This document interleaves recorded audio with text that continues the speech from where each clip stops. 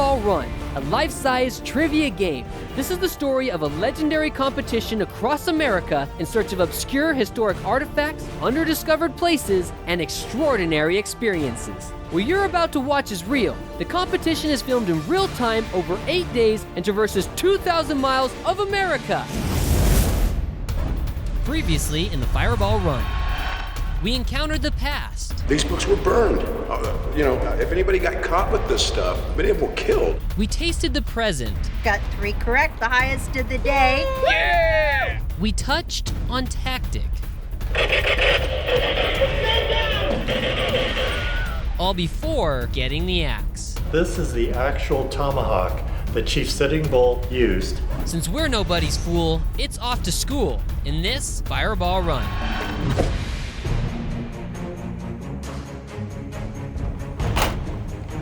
Welcome to the Dakota Territory's first institution of higher learning. Founded by a South Dakota statesman, thousands were educated here from 1881 until its closure in 1984.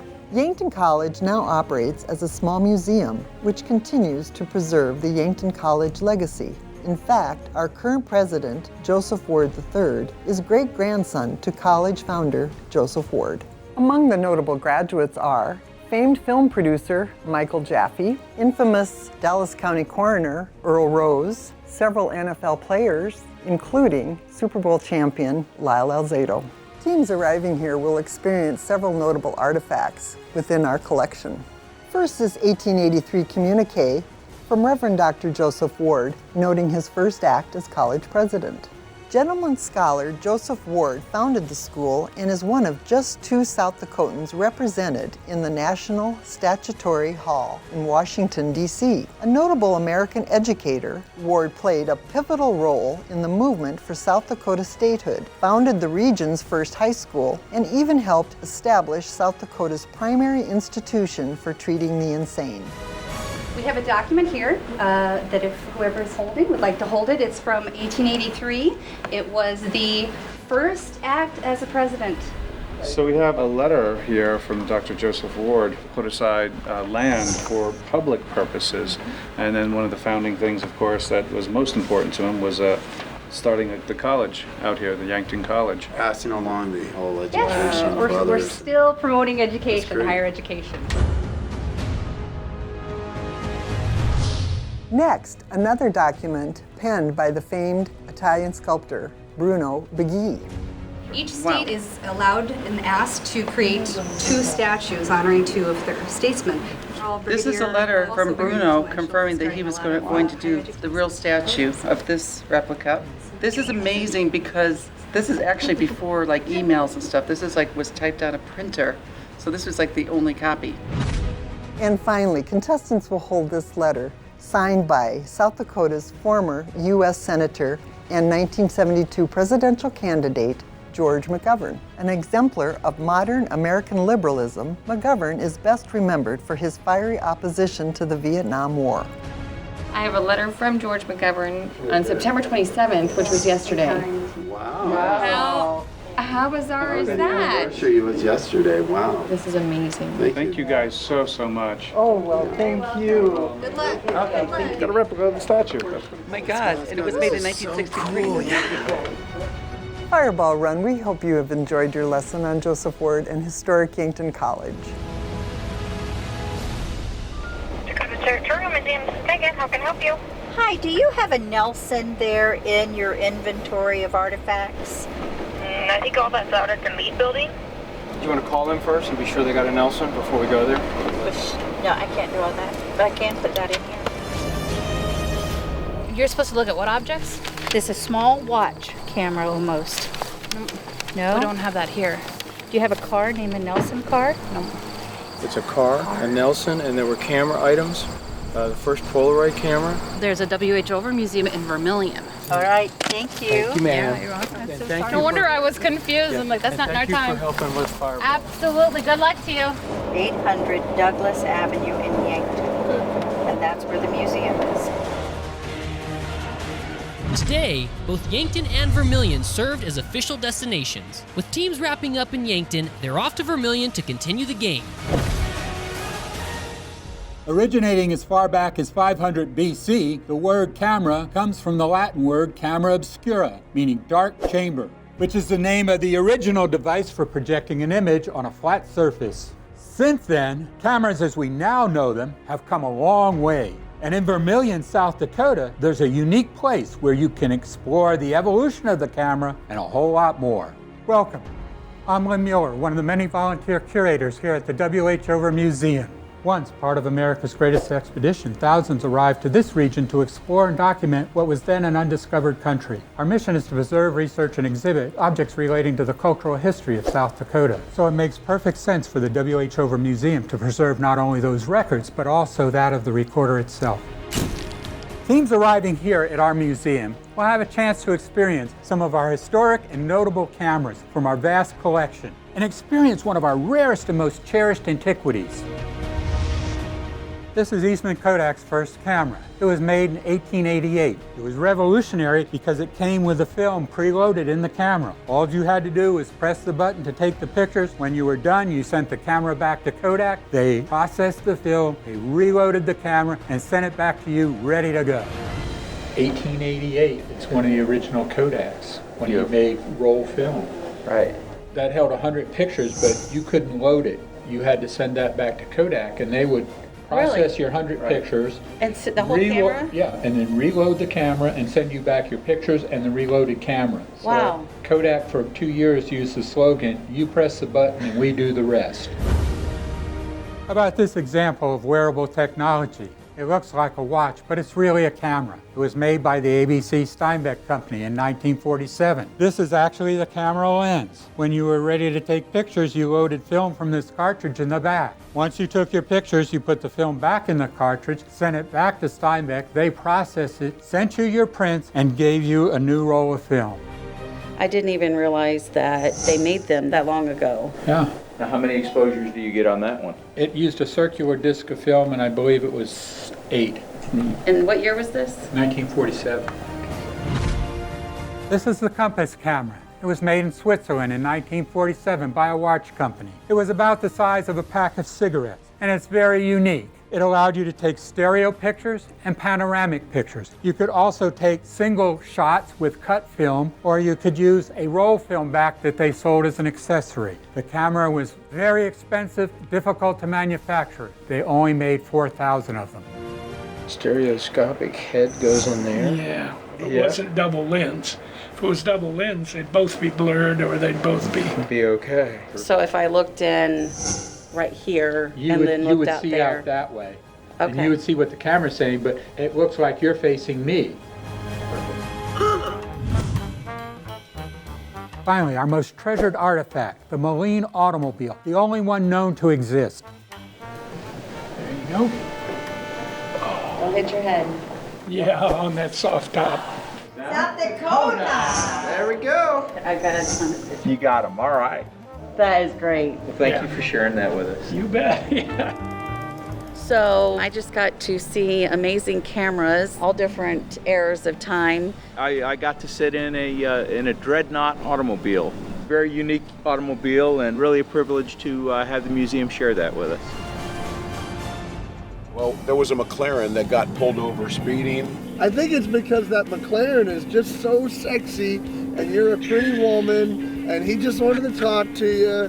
Yeah, right. As I went flying past him, you can tell all that.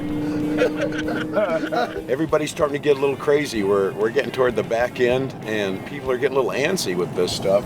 I'm really bummed about the McLaren, though. Today, the local historical society manages the home, which is not a parking lot, and you'll have the opportunity to handle some rare items.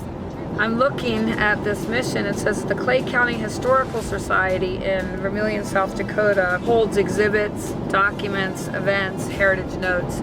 So I'm pretty sure that that's going to be where we go. Wow. We were in South Dakota, Nebraska, now back to South Dakota. Austin Whitmore Museum in Vermilion. Let's go check it out. Okay. They say that home is where the heart is. And if that's true, this beautiful Dakota Territory home has certainly seen its share. Hi, I'm Wes Pravacek, Executive Director of the Austin Whittemore House here in Vermilion, South Dakota. Continuously occupied until 1968 and built in the late 1800s by notable area surveyor Horace Austin, this classic home has 5 bedrooms, 2 bathrooms, a music room, entertainment room, and servants' quarters. Horace Austin, the original owner of this house, eventually became a state legislator. He married and he raised his family in this home. Today, the site is managed by the Clay County Historical Society. An all-volunteer group of locals generously donate their time to ensure this bit of area history can be experienced by future generations. Sadly, he died while in office, just 10 years after its construction. Upon his death, his wife added a large dining room, second-story great room, and a solarium. And although the Austins did not have children, they did adopt a baby whom they nicknamed Pansy. She married Arthur Whittemore, and they had a child of their own named Arthur Austin Bucky Whittemore. Bucky went on to become a successful recording artist and pianist who played among the greatest symphony orchestras in the United States. Teams assigned to this mission and arriving on time will have the opportunity to hold a few of these personal effects. Here is the deed signed by Bucky Whittemore, signing over ownership of the Austin Whittemore House to the Clay County Historical Society. Hi there. Hi. I'm Jay. And I am Gloria. I'm Vice President for the Clay County Historical Society. And I have the deed to this house from Mr. Whittemore. Wow, look at that.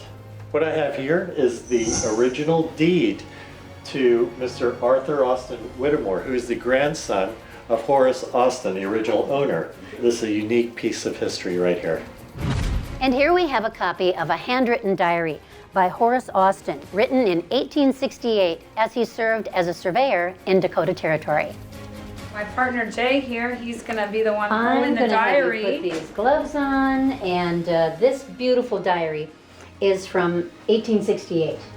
I'm holding the workbook and personal diary of one Mr. Horace Austin, who is a local surveyor here in Vermilion. One notable entry is about how he was searching for a wife, who he eventually found. His daughter married also, and ended up in this house. Hence the Austin Whittemore House. Thanks for taking to heart a little of the history here at the Austin Whittemore House in Vermilion, South Dakota. Jay got to hold some pretty incredible artifacts, the diary and the deed, and the whole house is a giant artifact. This is a must-see here in Vermilion.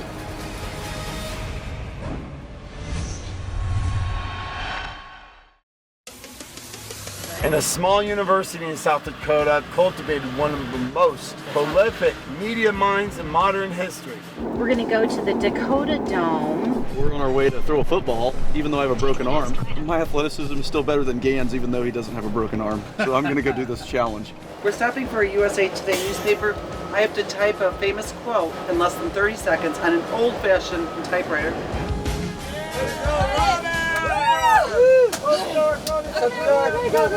Bam! Several missions take place at the unbelievable University of South Dakota. In 700 feet, the destination is on your left. You got the phone, Robin? Are you sure this is it?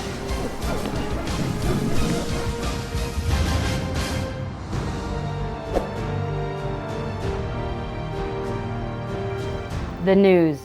Today, almost no other term sets the stage afire for public debate. Real news, fake news. Real facts, alternative facts. Regardless what side you're on, fact is, thanks to one very special University of South Dakota graduate, news as we know it would never be the same again. Born in Eureka, South Dakota, he grew up in a German-speaking family. However, one state just wasn't enough for this former farmer, meat packer, and university newspaper editor. And in 1982, Al Newhart founded the nation's first national newspaper, USA Today.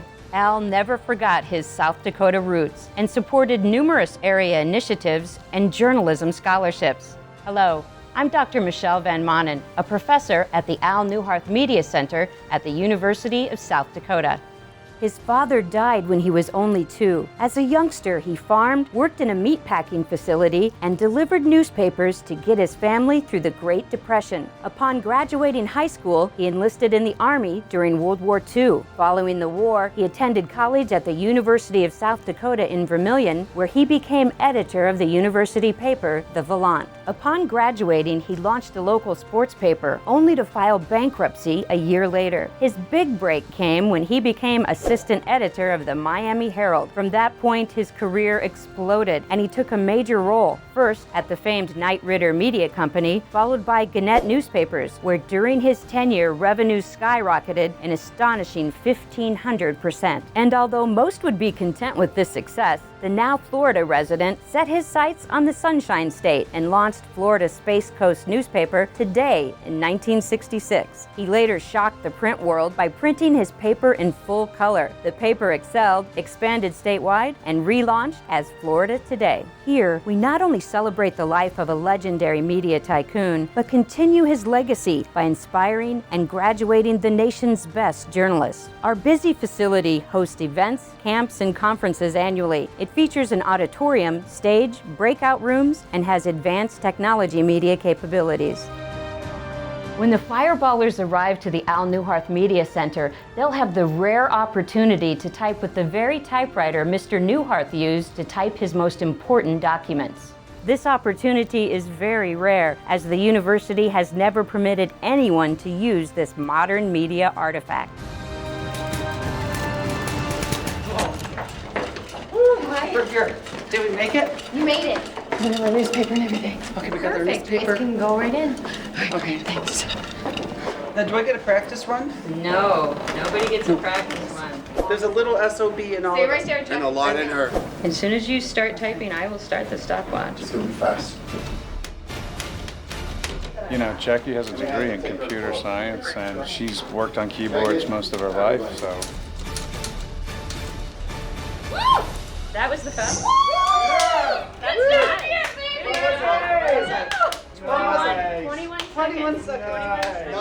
21. This is from the old school. Like, children nowadays would not be able to do what I just did. No, they would not. I can do this blindfolded. Old school typewriter, I didn't put it past her. So don't mess with her with a typewriter or with a sniper rifle, apparently, I've learned so far on this trip. She has that quick twitch, either this way or this way. I love you guys. Good job, Jackie. Good job. Fireball Run.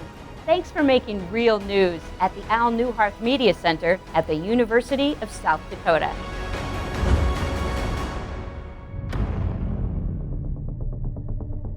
Arena, the very word itself, invokes visions of epic battles, powerful warriors, and coliseums of centuries past. Nowadays, we marvel at the monolithic MetLife Stadium in New Jersey, Staples Center in LA, and New York's Madison Square Garden. Moving to memorable collegiate venues, there's the University of Kentucky's Rupp Arena, the Syracuse University Carrier Dome, and the University of New Mexico's legendary Lobos Pit. All great places, but in 2016, the University of South Dakota took a seat at the venue table and entered the arena field with our own sports superstructure. Opening in 2016, this $73 million sports sanctuary seats 6,000 and sports an integrated club, 2 full-size practice courts, a state-of-the-art sports medicine training room, a whopping 7,500 square foot weight room, a biomechanics lab, and a physical therapy center. I'm Dawn Plitzwhite, women's basketball coach at the University of South Dakota. We're here at the Sanford Coyote Sports Center, and when the driving teams arrive, they're gonna have to show off their court skills in a dribble course challenge. Will the Fireballers be tossed off the court, or will this challenge be a slam dunk? But they won't do it alone. They'll be joined by players of our women's basketball team and judged by me.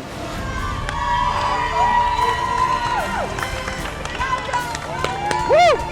Come on now, let's get it. Let's go! Let's do it. What are we doing? Come on. First, you gotta pick out yours. All right. I'm not doing this because I'm good at basketball. I'm doing this because he's horrible at it. Start right here. You're going to dribble around. Then you're gonna go for a left-hand layup. Then you're gonna go through the cones again. Come back, make a right-hand layup. And then after you make that, you gotta make one free throw. Okay. Go, go! Oh, look at that. Is this good?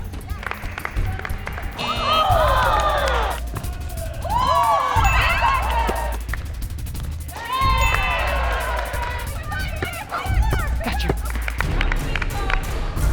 Oh. And here we go. Can I dunk it? Can I dunk it? All right, nice. Put it in. Really?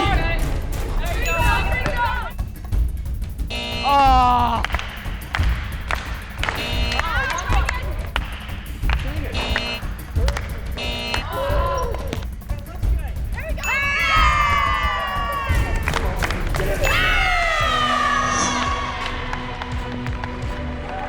A minute 6. All right. That's impressive. Looking good. Got it. Do you want to play for us this year? Can I? I would love. I think you look good in a year. I didn't play through college, so. Well, you still have eligibility left. Yes. She scared me. So I felt the pressure. I felt like if I didn't do it right, I was going to get beat up by a girl in front of camera, so I'm feeling good. Mayor McCampbell out.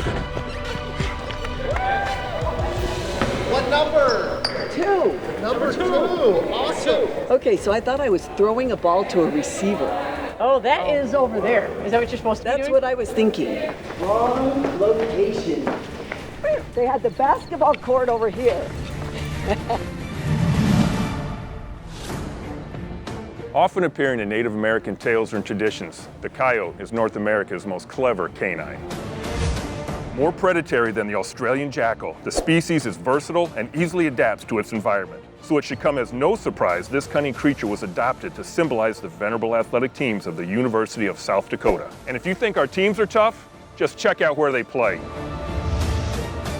The playing surface for football is AstroTurf Pure Grass, and recently a state-of-the-art high-definition video board was installed. I'm University of South Dakota Athletic Director David Herbster, and under the dome, things can get downright serious.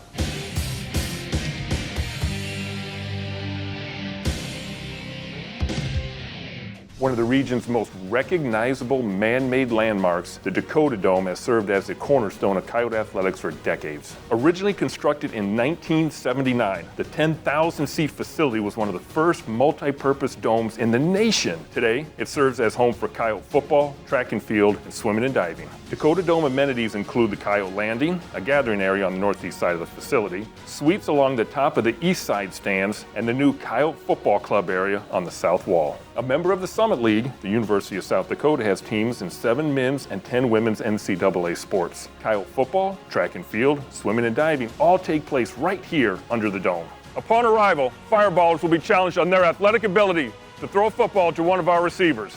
With just 2 days remaining in the fireball run, will these teams leap into greatness or will they throw it all away?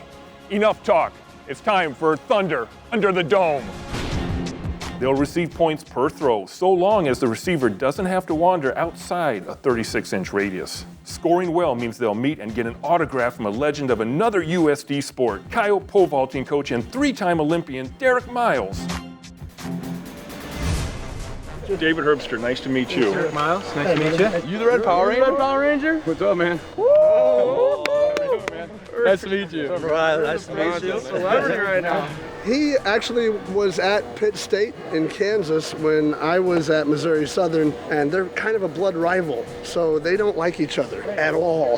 Somebody painted your number on our inflatable gorilla. At the time, I was the guy that had to go out there and scrub it off.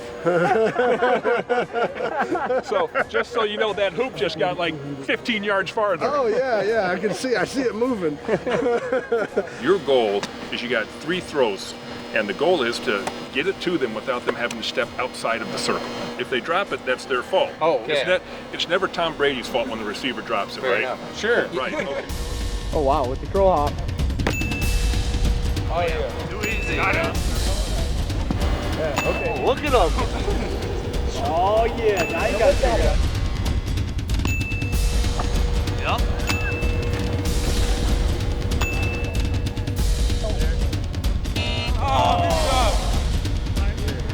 Put this man on scholarship. Yeah. Oh, yeah. Woo! 3. Wow. Nice.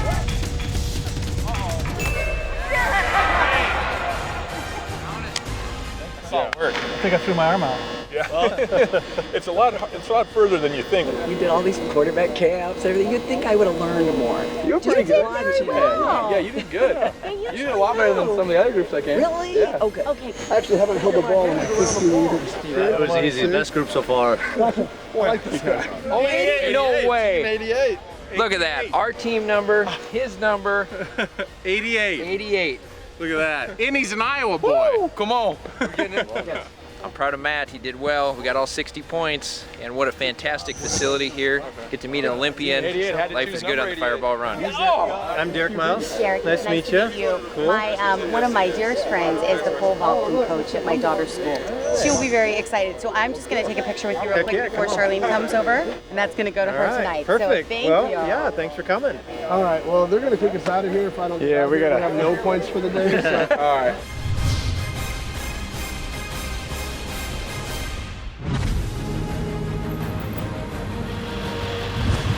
Check-in started at 4:39. All right, jump out. And it's 5:01.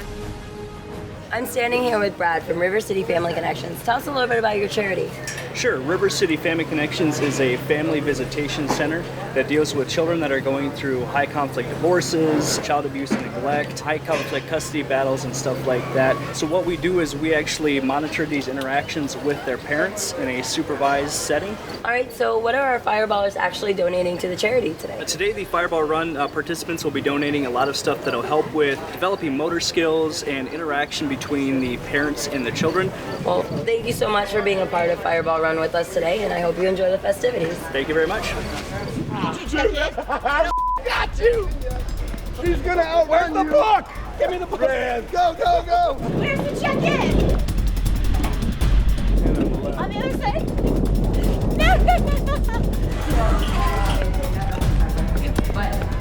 Run! What? You got lucky. You got lucky. Did you get beat by a girl? 73? No.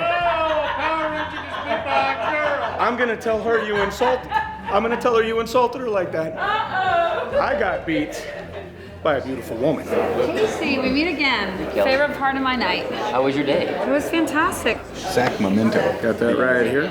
So now we're going to go to pop culture. There's the popcorn ball. We're in front of it and we're both touching it.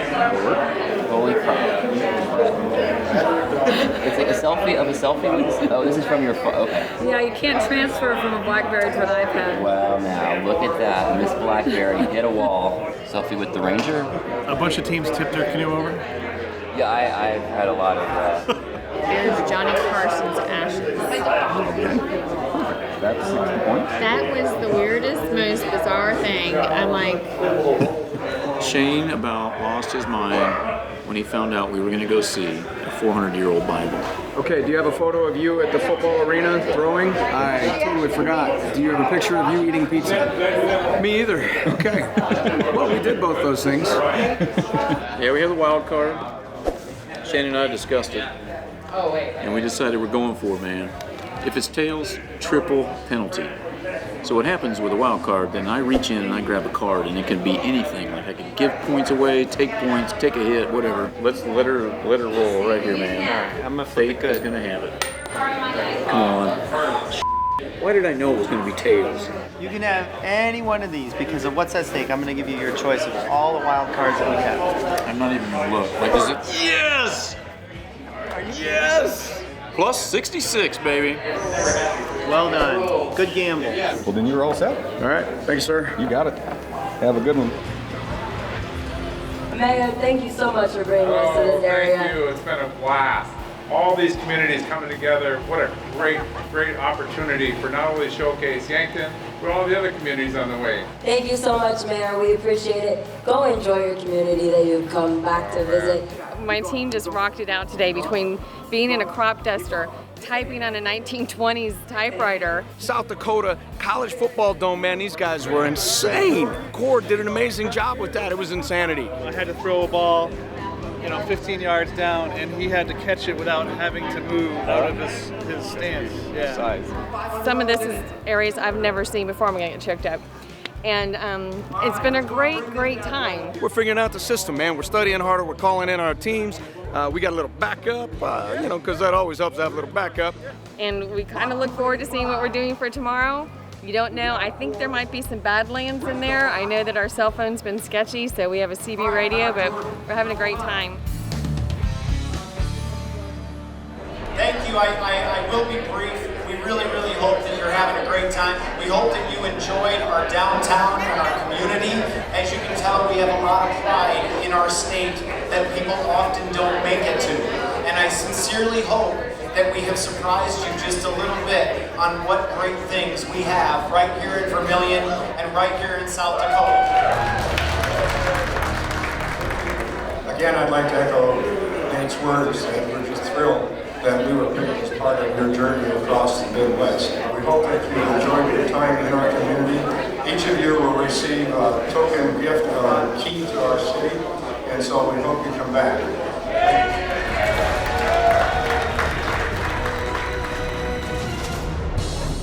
Touchdown and score. Versailles now leads with 1,365 points. The All-American Miss America team is next with 1,365 points.